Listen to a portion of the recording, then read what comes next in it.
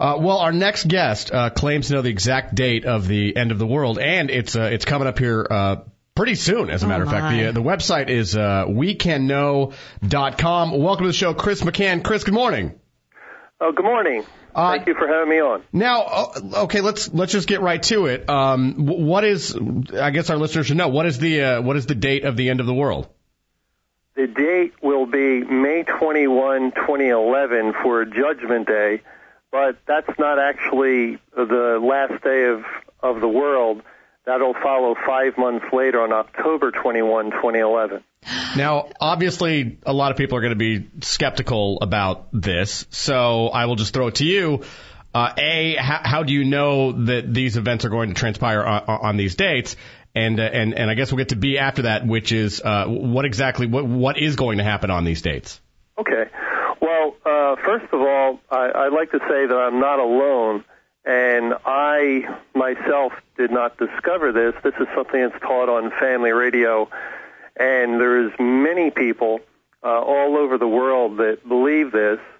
And basically, we can know that this is going to happen because the Bible says it will. And, man and man's mind, we're very finite and limited creatures. We don't know what's going to happen today. But God is infinite, and he knows the end from the beginning. And he wrote the Bible. And within the Bible, he put this information, and he actually declared that at the time of the end, it would be revealed. And it's simply that time. And that's how we're able to know. Now, just if I may for a moment, Chris, I'm not the biggest Bible reader. I don't know the verses very well, but I don't recall in the Bible them saying, the dates coming up May 21st of 2011. Where does it say it in the Bible? Well, that's a good point. And, of course, it doesn't say it. You can't go to a particular verse and have it say, Judgment Day will be May 21, 2011. But we have to keep in mind that Christ spoke in parables, and without a parable he did not speak. And why did he speak in parables? Well, the reason is that God hides truth. And the Bible is actually a big mystery book. And man is in the dark. We just don't understand it until God opens our eyes. And in the case of the time of the end, God wanted everyone in the dark until we actually get to that point in history. Now, I guess I'll ask one more time. I'm curious the date. How did you or how did somebody out there uncover in the mysteries of the Bible? How do they uncover this particular date of May 21st? I'm just trying to wrap my head around where that is in the Bible. Right. I understand. Well, let me recommend people visit familyradio.com to read a little booklet called "We Are Almost There," which will explain some of this in much more detail. All right, well, I guess we'll have to go to the website to find that info. Now, let's talk about the date, though, May 12th. Do we know what's going to happen that day? Well, yes, we do, through other information in the Bible. Mm-hmm. And again, there's no one particular verse. We read the Bible as a whole, and we get pieces here and there, and that's how God says we understand doctrine, here a little, there a little.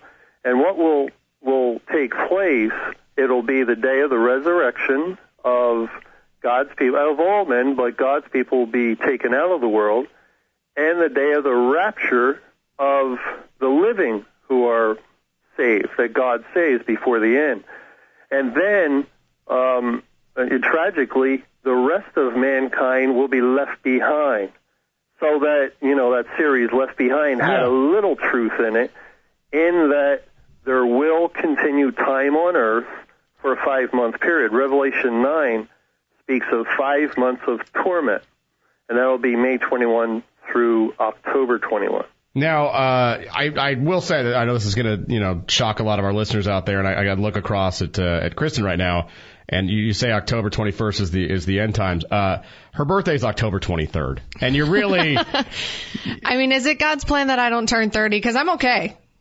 That date terrifies me. Well, yeah, it's funny how many people in sharing this information say, May 21st is my birthday, October 21st. Mm-hmm. Well, There's 7 billion people and 365 or 66 possible birthdays, so it's going to impact a lot of people in their particular days. But now, the thing is, if God has mercy on us, then we can have a new birth, which is forevermore, and we don't have to worry about being satisfied with 30 or 50 or 80 years. All right, well, Chris, we've only got a few months left then. I know what I would do with my time. Tell you what I'd do, man.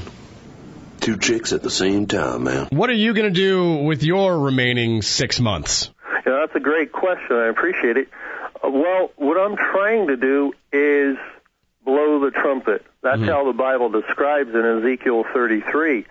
It speaks of a watchman, that when a watchman sees the sword coming upon the land, and of course it's Old Testament language pointing to someone in a watchtower who sees the enemy coming. And unfortunately, God is that enemy because of man's sin against him. We're the rebels. And so in seeing this in the distance, as God has given this information to his people, we have an obligation. It's our duty to share this with other people. It's kind of like someone on a railroad tracks who's deaf, and a train's coming behind them, and we're just trying to get their attention, get off the track. There's great danger coming our way, and that's what I'm going to be busy doing. Well, Chris McCann, best of luck to you on blowing that trumpet to everybody out there. And once again, everybody can go to weekendknow.com. Chris, thanks for coming by the show. Well, thank you very much for having me on. I do appreciate it. Thank you.